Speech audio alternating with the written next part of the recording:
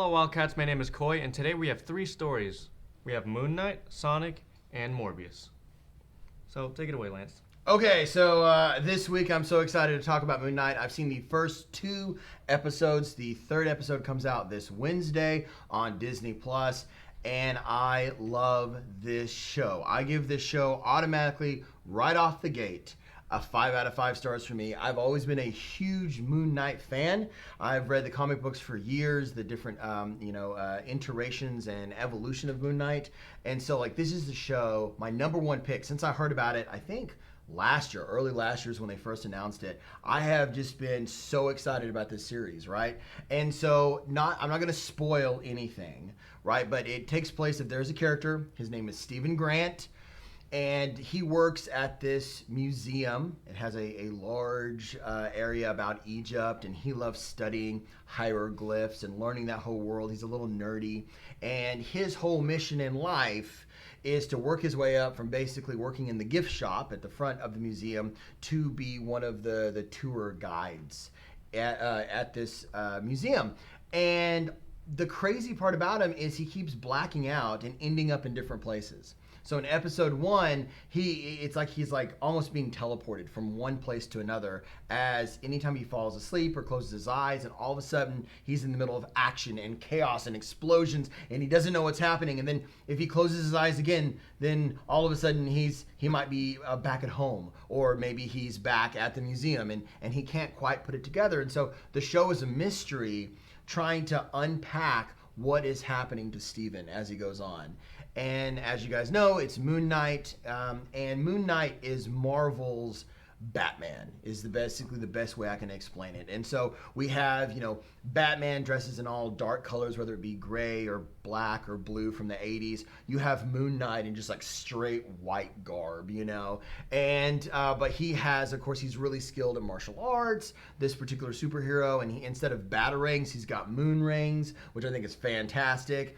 And if you guys have seen the trailer for Moon Knight, his symbol is basically the moon, and so he can take it off and he can throw it and it comes back to him, which is super cool. And so he has all these gadgets and stuff. But what's different from Batman is Batman doesn't worship the bat gods, okay?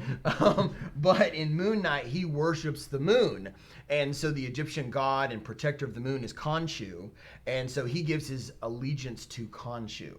So I don't want to give too much away, but that starts coming into play in the mystery as we're in episode 2 right now, and it is phenomenal. If you like action, if you like suspense, if you like mystery, if you like a hero that, yes, this is an origin story for Steven and what's going on, but it's also setting up a bigger world. And what I'm excited about with all these Marvel kind of small mini-series, you had WandaVision, and then you have the new Captain America, and all these different shows, Loki, which was phenomenal. They're all kind of adding together. They're different pieces of a larger puzzle, which is painting the new phases for the MCU proper in theaters and on Disney Plus.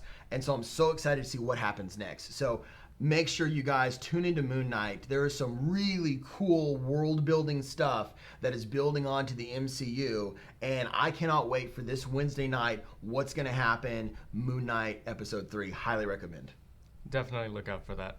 So I have today is I saw Sonic 2 yesterday, and I have to say already, it's a great film. It's just fun, full of references, fan service, just anything you would want in a live-action Sonic movie.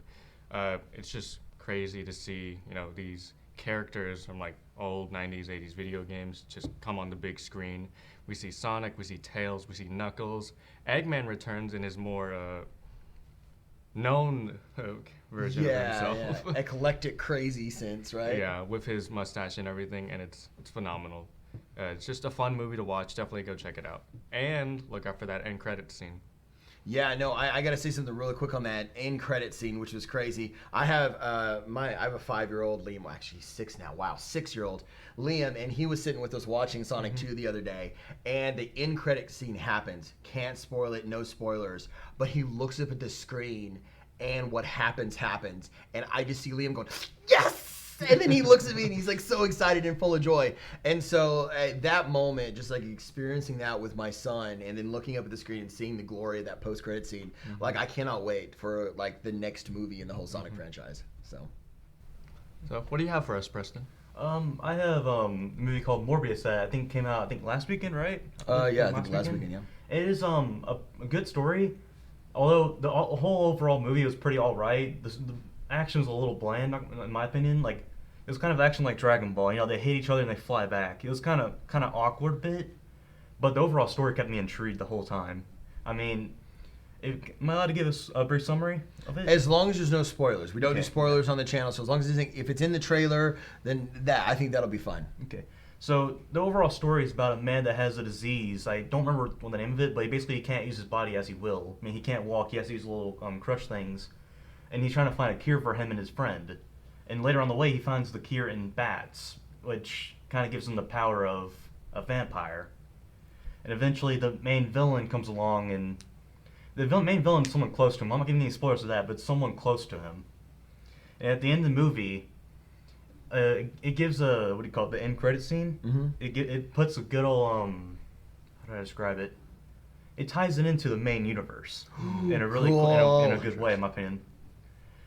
And it's one of the most beloved characters that they're going to put the Morbius with. So I'm pretty excited about the next Marvel movie that might come out with them. That's very interesting. So that's all we have for this week, Wildcats. See you next time.